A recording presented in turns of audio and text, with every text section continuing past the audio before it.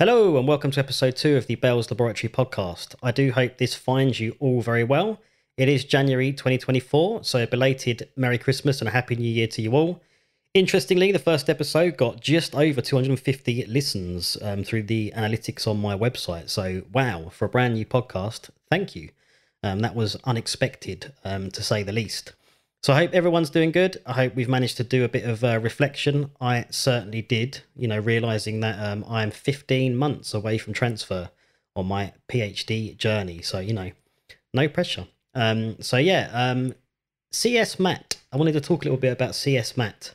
This is a little bit of a story time, I suppose. My supervisor, when kind of going over my research proposal, he said, look, you keep using this word contemporary spatial multi-channel audio technologies over and over again. You're eating into your word count here, Mike. Come on, sort it out. So he coined the whole CS Matt acronym. That's Stace Constantinou. So thank you very much for that, mate. But I am 100% taking it. So it was a way of us getting some words back on that 1,000 word research proposal word count.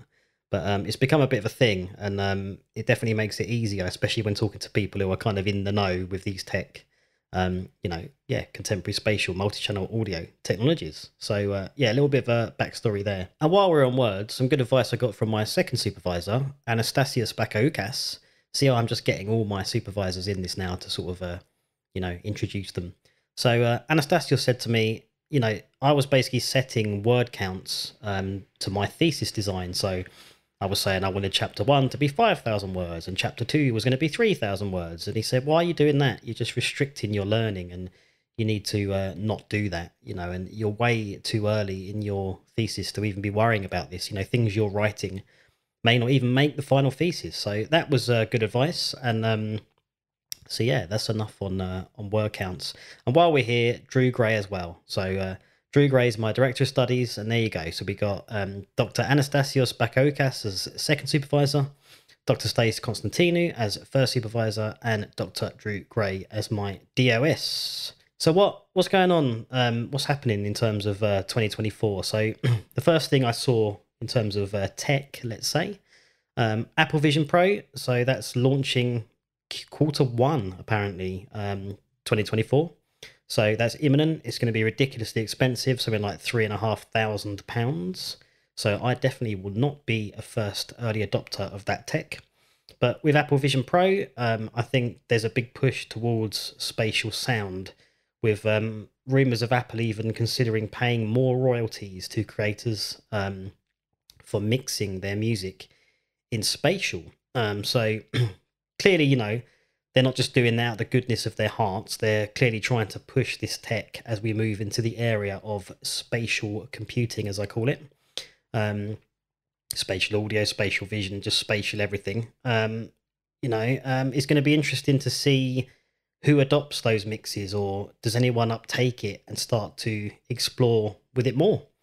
And hopefully this gives me kind of more opportunities right where I am placed in the world in terms of my research. So that's the first thing I've kind of seen this year in terms of Apple Vision Pro and incentives, let's say, for people to get into this. This comes at the same time that Avid have put the Dolby Atmos renderer into Pro Tools. So it's now integrated. You don't have to run the renderer outside of the DAW. Slightly limited. You can't... I've treated my room in terms of decibel output for each speaker, which I've fine-tuned in the renderer. And they have not ported that into Pro Tools yet. So I'm still using the renderer outside of the DAW. What I'm hoping is by that happening, that the resources within Pro Tools itself will be slightly increased. Because I did notice that as my mixes were sort of continuing, while my computer didn't throw out too much in the way of problems, I could see the CPU was getting quite hot. So I'm hoping that without there being any kind of rewiring happening, we get, even if it's 5% back in terms of CPU, will be a welcome thing. So I'm in Logic and Ableton, and I believe Cubase stroke Nuendo have had this integration within the DAW for quite some time. So it's good to see Avid kind of uptake this and implement it into the DAW. perhaps slightly irritating for those of us who went out and bought the render separately, but then it does have its uses in terms of you can just play back your Atmos mix in the renderer standalone without having to launch a DAW, and then you can just do your re-renders as and when you wish, again without needing to go near Pro Tools. So that's a good thing. So I think really last year was all about kind of getting into the program, figuring out reading materials, getting certain templates set up and ways of working. I spent hours sort of configuring my room, adding a front center speaker, 2 rear surrounds, and a sub. Alongside that, I got myself some multi-channel reverbs and just kind of played around with, well, what is this whole medium that I'm working in? So the initial content that I chose to kind of engage with was a really cool version of Eric Satie's Genipedes 1 for synth. So, bunch of synthesizers for chords, leads, basses, good old 30 plus stems. There's a really detailed piece. And that kind of gave me a good sort of starting point to get going with this. But ultimately, it's quite a big project. I mean, even mixing that in stereo wouldn't exactly have taken 2 minutes, So trying to then adapt that for immersive, I wasn't really paying too much sort of attention in terms of spatial. I was more interested in, well, what can we actually do with the 360 here? What can we do with a 5-1 mix? And my early template that I made in Pro Tools was to try and almost, if I didn't have a channel, so like I've said, I've got 5-1 in my studio. So if I didn't have, say, surround sides or rear height front, rear height rear, I created objects for those beds, so to speak, as a way of trying to play around with a binaural render. How would this work if I send this to an object which is placed at the top rear, or if I send it to an object which is essentially a side surround? How does that translate? And I think ultimately just the content was too rich in terms of what it gave me. So while it's been abandoned for the time being, it's something I'm definitely gonna revisit. I'm just gonna take this a little bit simpler, I suppose, get into the real rudiments of, well, what are we actually doing here? As opposed to just arranging something, say, in quad or focusing on the beds. Can I just take a few stems, of perhaps some low elements, some medium elements, and some high elements, get some stuff mixed as a bed, and then really play around with movement and spatialization in terms of objects. I think as well, on further reflection of this point, another thing that I suppose blocked me from continuing the Satie mix, and it's actually something that was suggested by my supervisor, like, look, Mike, you've done a good job with these stems, but I think you need to simplify this. You need to get back to sort of the basics and try another early experiment, come back to this at a later time. Really, it came from when I did my renders from the Dolby renderer, and I exported a binaural mix for him to listen to in his place on headphones. And while sort of the mix was in no way finished, but as a sort of elementary approach to that track, while I didn't think it was terrible, the experience over headphones was vastly diminished, in my opinion, to what I had in my studio with my speakers, and certain elements just weren't really present. It seemed like they'd been cancelled out or just flat out removed. And yeah, I just didn't get a particularly great experience from that re-render. So I thought, wow, okay, what's going on here? So ultimately, that's a decision that I made. I think as well, while we're here, given the title of this podcast is Contemporary Spatial Multi-Channel Audio Technologies, CSMAT. Let's delve into some of this, right, by defining what we mean by spatial, multi-channel, and immersive audio. Well, the answer is good luck, because, you can spend hours trolling the internet, looking at loads of different companies who are providing these solutions, namely Apple with their spatial audio. You've got THX Spatial Creator. You've got Dolby Atmos. You've got Sennheiser's Ambio. The list goes on, and it doesn't seem to be stopping any time soon. So really, if you think of the concept of spatial sound, well, surely just being a human being with 2 ears and an organism or an organ in the middle of our heads, namely called a brain, we're able to decipher and make sense of the space around us. You know, the timing differences between a sound hitting the ears, the frequency response, the sound pressure level within our space, the dynamics, the diffuse or sound or the reverb, you know, the size of a particular object. All of this happens in real time, and we do get a sense of where an object is coming from. If we think of an object to be, you know, wind or a car alarm, or, you know, you just dropped a plate on the floor, or the barman drops a pint glass in the pub, you kind of get an idea of where that sound source is, how big the glass was, what the impact was. And we've, I suppose, evolved to identify these this sound, right, over you know, our evolution. So if we think about just a mono channel, a mono audio channel, and I've never really thought about, you know, I've been working in audio for you know, coming on 15 years, and I've never thought about this. I suppose that's what doing a PhD is all about, right? But from a mono signal, I can get a sense of height, especially in the mid to high end ranges, and depth. You know, the distance between the microphone and the sound source gives me a sense of depth. I do not get any sort of width. Cue stereo. So obviously stereo, you can have a dual mono signal, which is basically exactly the same sound source duplicated twice through the left and the right speaker. Obviously, the sound source may hit your left ear or your right ear first, or that can, I suppose, give a sense of space. But essentially, the channel is the same.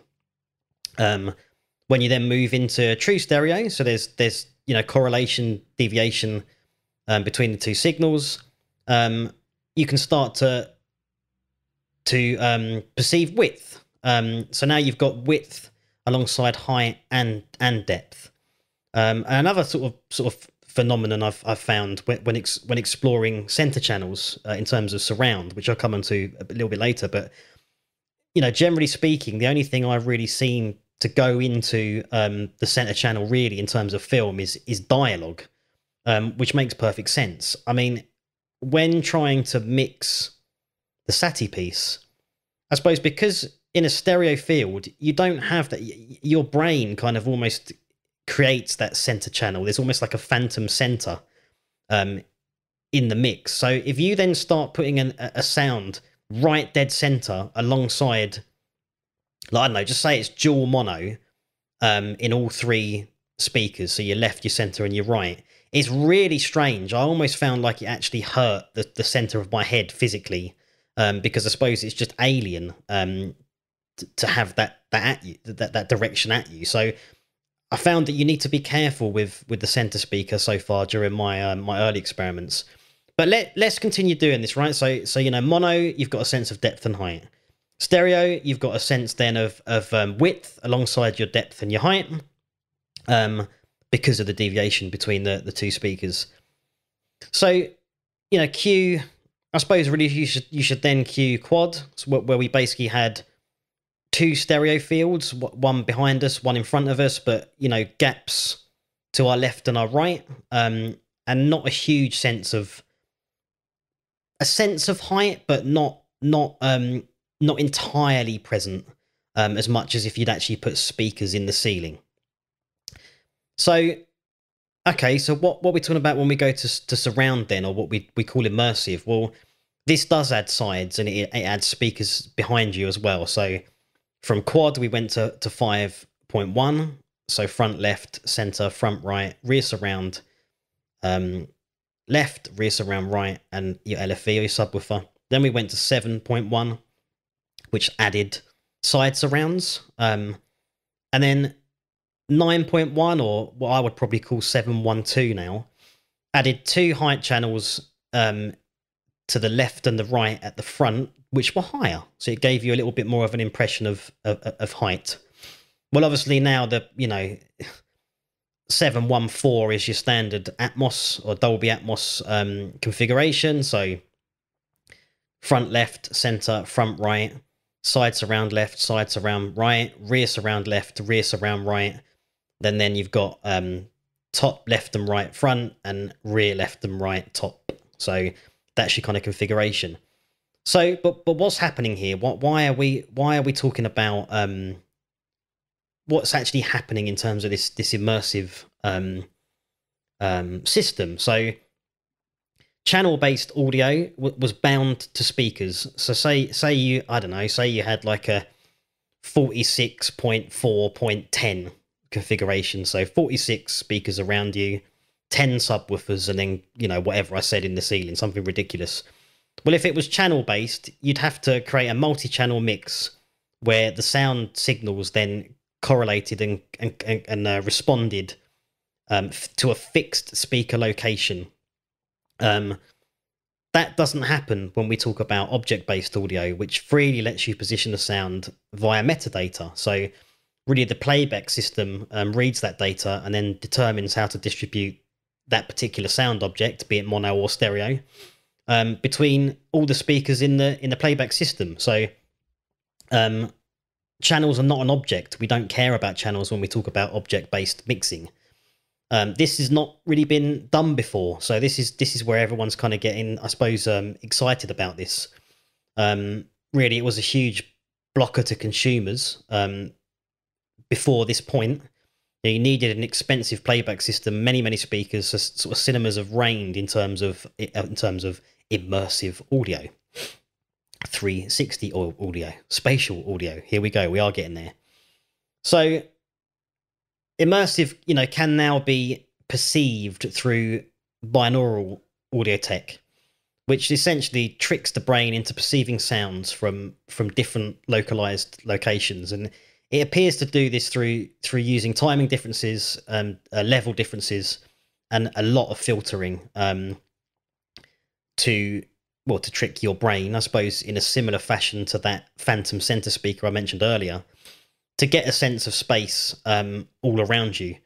And you need to do this with headphones because obviously the diffuse sound or the reverb within your room or your listening space are going to ruin the design of the format. It needs to be very much an isolated experience, aka the sound source is going directly into your left and your right ear. So this plays on what we spoke about towards the beginning of this podcast about around what does it mean to actually be a human being and experience sound. Binaural is very much playing on, you know, head, ears, torso, all of which changes how you experience sound. And the industry's tried to address this through a technology called HRTF, or head related transfer function. And some of you may have seen this on your tablets or your phones, where you can essentially take your biometrics through the use of your camera, which tries to look at the shape of your ear, the shape of your head, and tries to then almost, I suppose, add a playback, a layer to the playback system, which takes into account how your body is actually constructed in terms of listening to sound. But this is not an exact science from what I can tell at this moment in time. So when we talk about the THX Spatial Creator, or what THX are calling THX Spatial Audio, here we go again. This is kind of what their game is all about. They've got a very, what they call a neutral HRTF profile, which you can use when creating your mixes. This was in the Dolby renderer at one point, but it seems to have disappeared. I can't find that HRTF function, and it's something that I need to look into as my research continues. But I think hopefully that's outlined at least my understanding thus far of binaural. But that takes us now into sort of ambisonics, which is the polar opposite to what THX are sort of trying to do. So ambisonics is not a new technique, but again, it was costly, right? To produce ambisonics, you needed again a playback engine and a rendering system from a production standpoint, and then the listener also needed a playback engine which could, and multiple speakers to be able to hear this format correctly. So again, cinemas ruled the roost in terms of the immersive replication of ambisonics. Ambisonics just basically uses a spherical microphone technique. So multiple capsules in different directions to pick up above you, behind you, to the side of you, below you. And then it replicates that within a space, which again was usually in a cinema. So ambisonics took it to the next level. You know, you got more side, above, below. It wasn't like the sort of traditional surround formats, which tended to be a little bit more two-dimensional in terms of the circle around the listener. So that added another layer in terms of height, and we started seeing more height in cinemas, and even home surround systems started having height. And we moved to 7.1 or 712. So this all continues to grow. You could sort of pack an ambisonic mix into binaural, but then you'd need a decoder plugin for headphones. And again, that's going to use that HRTF tech as mentioned before. So in the terms of the Dolby Atmos format or the object-based format, ambisonics is not that. It would still be produced by any system in the world in a channel-based capacity. So the only place it really changes is within video games, where obviously video game engines allow for movement or head tracking. And this is kind of what Apple's Spatial is all about. Head tracking. Cue their Vision Pro, which I mentioned at the beginning of this podcast, and their whole kind of spatialized approach to modern computing. So video games has had this for a while. If your player's in the middle of a space in a forest, say, they're in the middle of that ambisonic bed, and as the player turns left or the player turns right, you get more of the left sound or the right sound. So video games has pushed this forward for quite some time, whereas more linear formats such as film or TV, generally speaking, it's just going to be in a fixed bed location. So it's compatible with Atmos in terms of Dolby. So you can, if anyone's got old ambisonic recordings, I'd actually be interested in getting them, or if you could render them into Atmos so I can hear the binaural mix, that would be very much appreciated, because I'd be interested to hear how that is replicated. So this brings me now to, I just touched on it in terms of head tracking. So head tracking is very much coming, and even on the Apple AirPods, if you're watching a film or playing a game, and you turn your head left or you turn your head right, or you move away from the sound source, you go and make a cup of tea or something, and your headphones are still in, you do definitely get a sense of, well, there's the sound source and I can hear what's happening within that environment.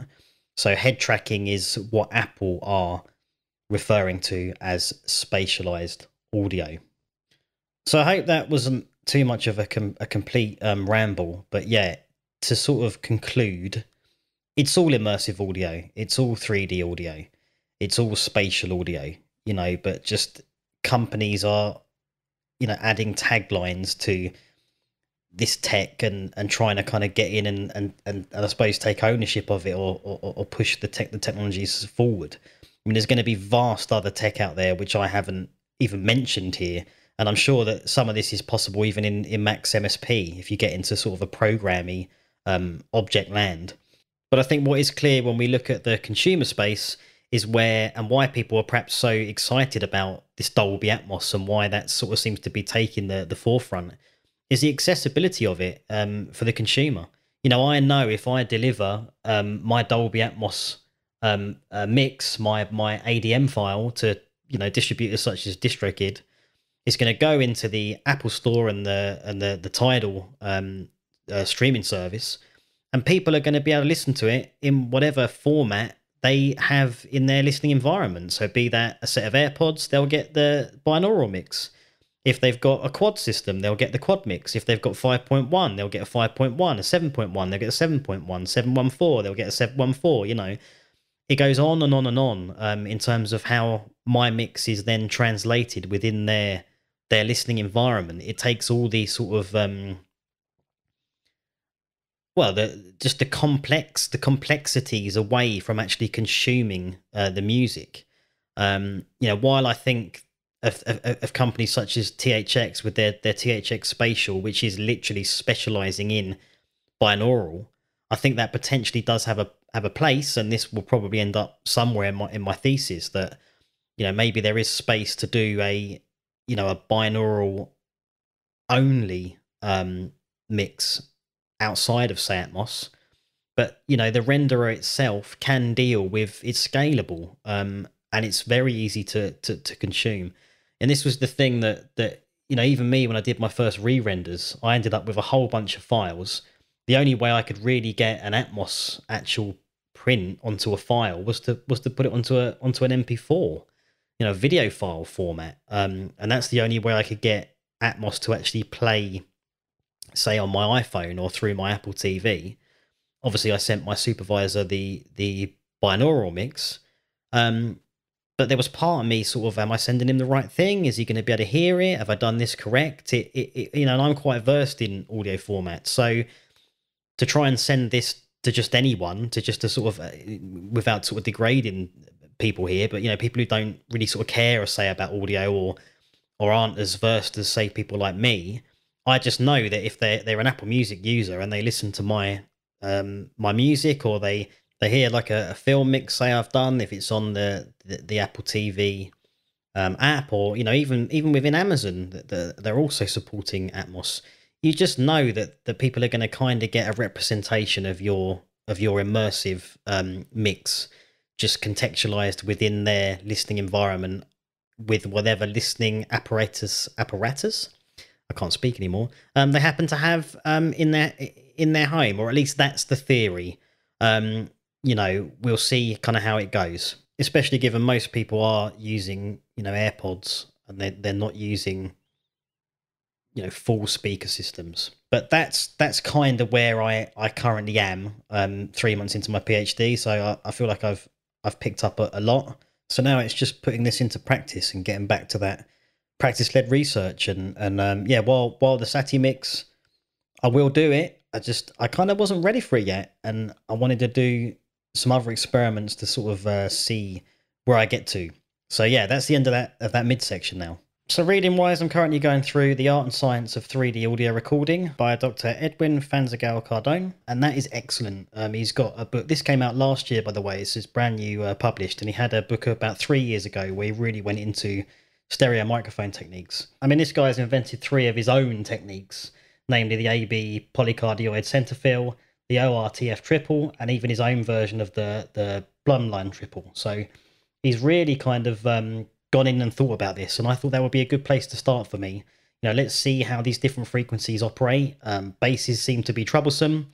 Obviously, they're omnipresent, and I found that in general, just sort of listening, the Jean-Michel Jarre Oxymore is a good example of this. It's not very bass heavy, or I should say, the elements which are bassy are very much considered. They're not OTT or overkill at all. No LFE, used at all within the entire mix, and anything that was kind of had an element of space, or a spatial kind of sound to me, that was most meaningful, tended to be in the sort of within the sort of mid to high mids and the highs. So interesting. So yeah, it made sense to me to go back to the recording arts, look into recording tech, and think, well, how might I go ahead and do this? Say I wanted to record a performance. I wanted to go straight to multi-channel, and I wanted to go, straight into Atmos beds, let's say. What would I do? Which microphone positions would I use? How is it going to pick up the direct and the diffuse sound? And what does this actually look like? Even if we didn't do a mix, we literally just used the microphones and threw them into Pro Tools. What would it sound like? How would it replicate that room and that space and that performance? Other reading is, of course, continuing with treatise on musical objects by Pierre Schaeffer. Lots of the concepts in there are going to be coming into this study. Lots of journal articles, and I kind of want to get out to some conferences. There was a conference at Huddersfield University in the summer, specifically dealing with immersive and spatial sound, and of course I missed it. So a little bit of a bummer there, but I'm sure I'll find some other opportunities in the near future. Big shout out to the Immersive Audio podcast, which is based over here in the UK. Some really cool episodes there around sort of live performance in a multi-channel capacity. And I found that L acoustics are very much being used there by certain practitioners, No one's really talking about Dolby in terms of kind of rendering for those performances in a live capacity anyway. I mean, there's talk around obviously working in the format for release. But yeah, interesting how stems are kind of how people are treating stems. Still lots of it's the Wild West talk. There's no rules, we're working it out. And one particular talk was kind of saying that a lot of the composition is still done in stereo, and then the stems are arranged for the immersive experience when they go out live. And then in terms of actually monitoring, they're monitoring in stereo and not in binaural, which would be the only way I suppose you'd be able to hear that performance in your headset. So they're trying to sort of place themselves within the center of the space around the speakers, kind of with the audience, which would make sense. You know, you're getting then a real life feedback of what your performance is like within a space alongside everybody else who happens to be watching your gig. So yeah, really good. So good mix of podcasts, good mix of books, good mix of journals, good mix of listening to a ton of music. And I suppose I'll finish on just mentioning a new release that I've got coming out.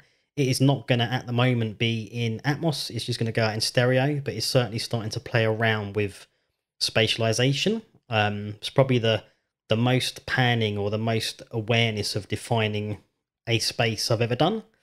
So that's going out hopefully the end of this month. It's a collaboration with my good friend Les Plumridge, but I am looking to essentially adapt that into Atmos because I can, and why not?